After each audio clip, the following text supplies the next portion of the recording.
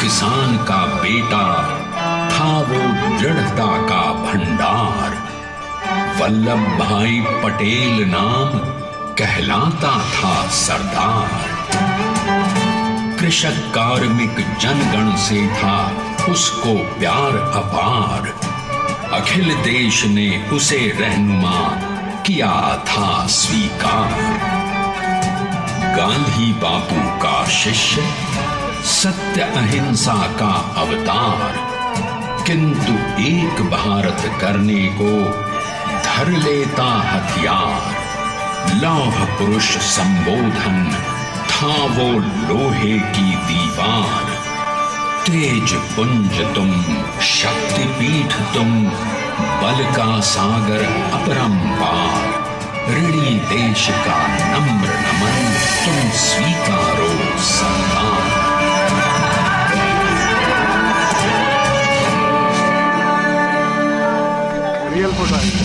1857 में अंग्रेजों को ललकारने वाले पहले स्वतंत्रता संग्राम के एक सक्रिय सिपाही थे झवेर भाई पटेल। करमसद गांव के इस बहादुर देशभक्त किसान और उनकी पत्नी लाडबाई के 5 बेटों और 1 बेटी में से चौथे पुत्र थे वल्लभ भाई। बालक वल्लभ ने करमसद के बाद नडियाद से अपनी हाई स्कूल की शिक्षा पूरी की। फिर 13 साल की उम्र में उनकी शादी भी हो गई, छोटी सी झवेर बाई से।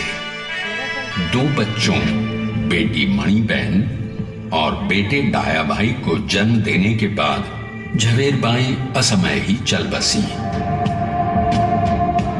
सदी बदलने और 20वीं सदी आने पर उनका जीवन भी एक चमत्कार की तरह बदला। प्लीडर का इम्तिहान पास करके वो वकालत करने लगे। पहले गोधरा, फिर आणंद और उसके बाद अहमदाबाद में। मगर जल्द ही वकालत छोड़कर वो बैरिस्टर बनने की इच्छा से इंग्लैंड चले गए। लंदन में बैरिस्ट्री में अव्वल आने और वजीफा जीतने वाले वो अनोखे भारतीय थे। अब तो अहमदाबाद की वरिष्ठ अदालत में बैरिस्टर पटेल की जिरह और जीतों की धूम मच गई।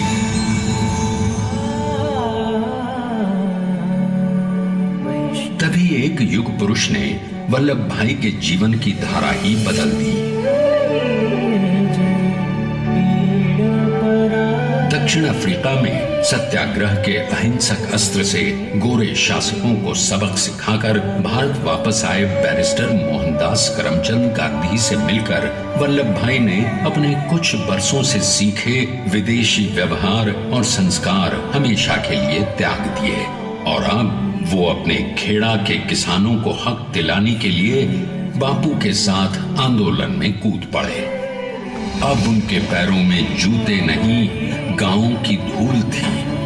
हृदय में भारत भूमि की शस्य श्यामला धरती, मन में थे गांधी और मस्तिष्क में एक नए स्वतंत्र भारत का सपना।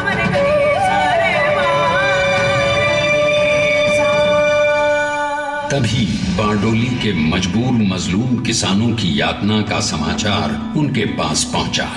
तुरंत वल्लभ भाई वहां पहुंचे और यूं शुरू हुआ भारत का सबसे बड़ा और सफल किसान आंदोलन बारडोली।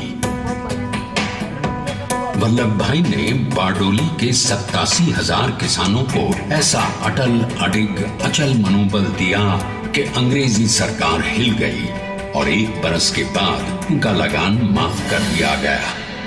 अब तो पूरे देश में लोग वल्लभ भाई के नाम की कस्में खाने लगे। स्वयं महात्मा गांधी ने कहा, अब वल्लभ भाई मेरे शिष्य या साथी नहीं, सारे देश के सरदार हैं और देश को मिल गया एक अनोखा असरदार सरदार।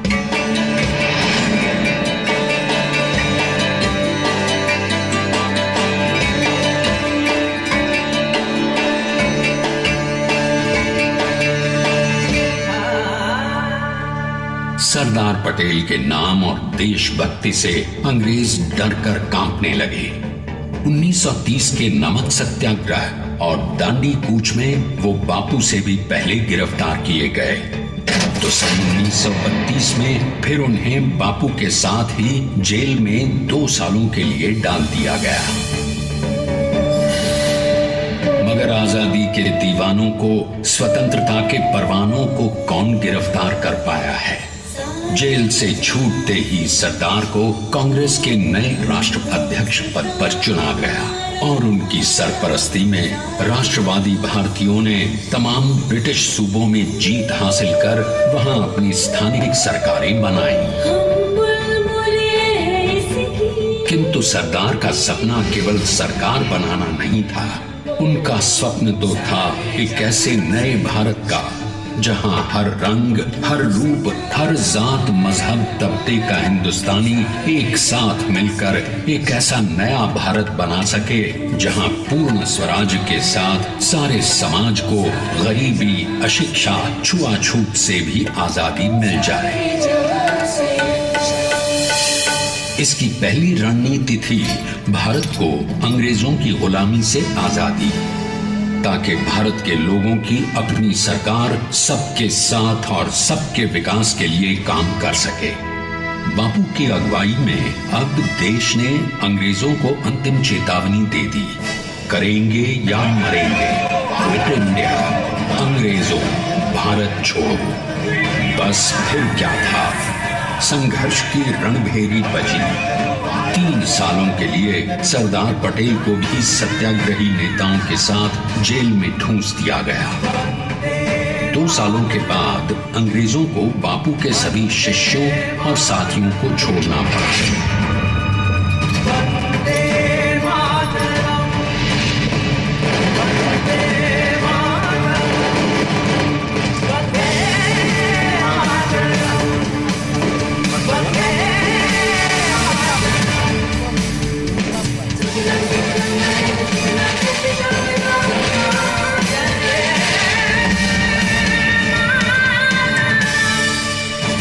स्वतंत्रता के स्वप्न के सच होने के साथ अब सरदार पर कई एक नई जिम्मेदारियां थीं। आने वाली आजादी की तैयारी और एक नए भारत के लिए नए लोकतांत्रिक संविधान की संरचना।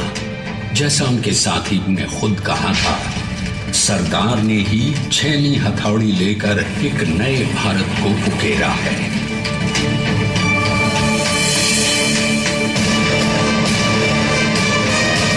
स्वाधीनता तो प्राप्त हुई, लेकिन खंडित भारत में भी उठते विभाजनवादी अंधकार को अभी दूर करना था।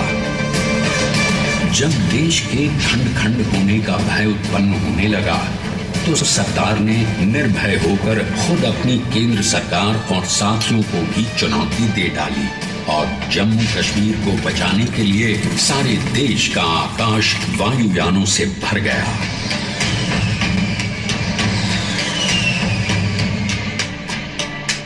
और फिर हैदराबाद और जूनागढ़ के भारत में विलयीकरण को पाकिस्तान से चुनौती मिली। सरकार चाहते थे कि देश की 1 इंच धरती अब और विभाजित नहीं होनी चाहिए। नए भारत को एक करने के लिए समझा बुझा कर मना कर 565 रियासतों को सरदार ने अपनी सूझबूझ सदाशयिता संबल से एक नए स्वतंत्र भारत का अभिन्न अंग बना लिया। हमारे इतिहास में अखंड भारत के पुरुषार्थ का ये एक महानतम अध्याय है। जैसा उन्होंने स्वयं कहा था, हमें नए धागों को पुराने ताने बाने में ऐसे पिरोना है कि एक दूसरे में गुंथ जाएं और बेहतरीन बनावट वाला एक नया भारत उभर कर सामने आ सके। अंततः अपने वज्र दृढ़ संकल्प से एक नया विराट विशाल एक भारत श्रेष्ठ भारत बनाकर दिखा ही दिया सरदार ने। संसार के सबसे बड़े प्रजातंत्र के शिल्पी को प्रणाम करने के लिए देश ने बनाया है ये समर्थ स्मारक। स्वाधीन भारत को समर्थ भारत में बदलने वाले सरदार पटेल को समर्पित प्रेरणा तीर्थ भी है। प्रधानमंत्री श्री नरेंद्र मोदी के नेतृत्व में बनी विश्व की इस विशालतम प्रतिमा के सामने आकर सारी दुनिया जैसे स्वयं भी नतमस्तक हो जाती है।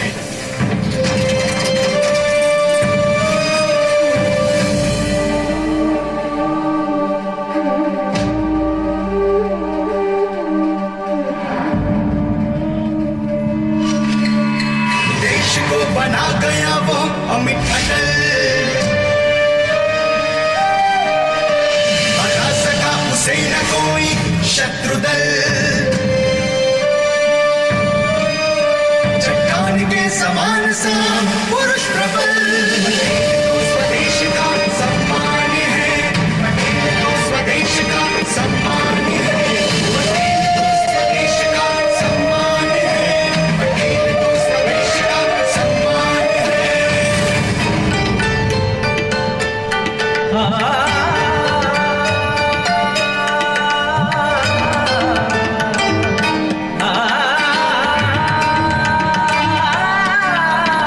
ऊंचाइयां आकाश को छुए हुए, गहराइयां समुद्र की लिए हुए, कदम अधिक जमीन पर जमे हुए, पटेल अपनी आन बान शान है, पटेल अपनी आन बान शान है, पटेल तो स्वदेश का सम्मान, स्वदेश का सम्मान।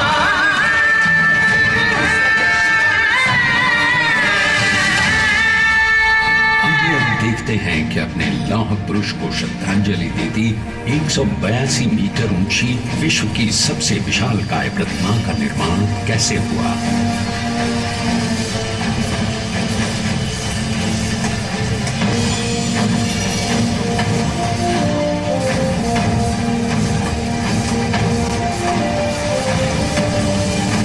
गगन चूमती इस अद्वितीय अभूतपूर्व प्रतिमा को बनाने के लिए सबसे पहले नदी पर 4500 क्यूबिक मीटर का राफ्ट बना और फिर सीधा 600 फीट का कंक्रीट का कोर बनाया गया।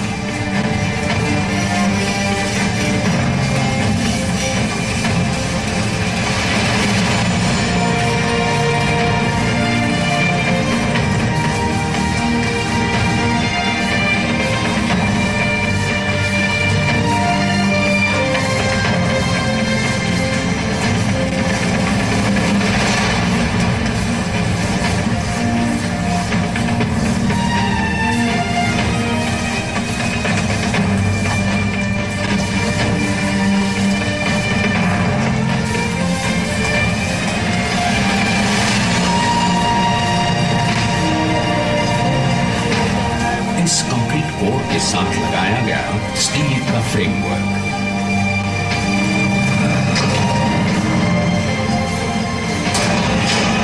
और इस फ्रेमिंग पर 6500 ब्रॉन्ज के पीसेस लगाए गए।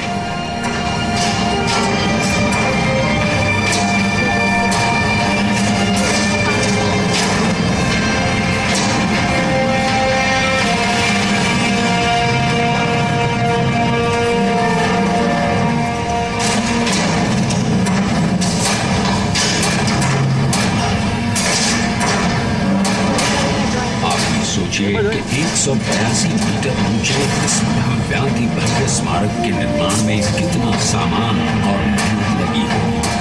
70,000 metric ton cement, 18,500 metric ton reinforcement steel, 6,000 metric ton structural steel और 1,700 मीट्रिक टन ब्रॉन्ज।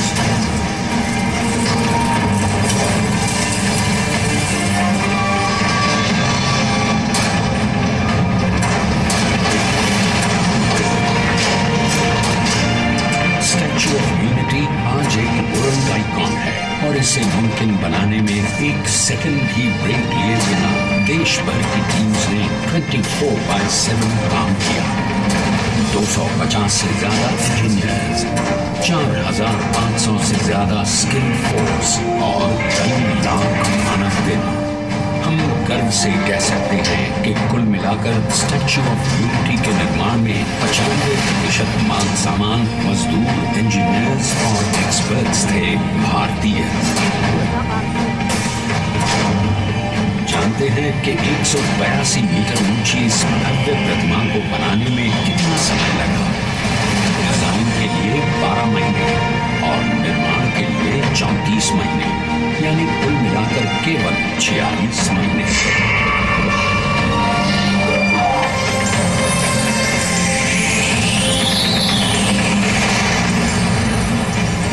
और इसी तरह बनी देश के शिल्पकार की एक अनोखी अद्वितीय विशाल प्रतिमा, जो सिर्फ आज ही नहीं बल्कि आने वाले न जाने कितने सालों तक यूं ही चमचमाती रहेगी।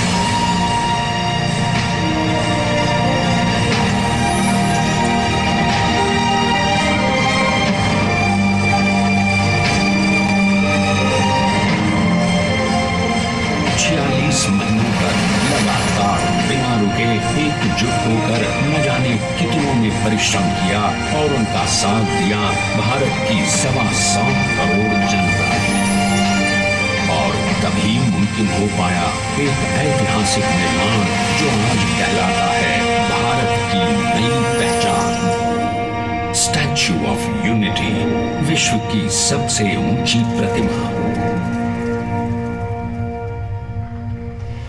सरदार ने अपनी गंभीरता, शालीनता और दूरदर्शिता से भारत को संगठित करने के असंभव कार्य को संभव कर दिखाया।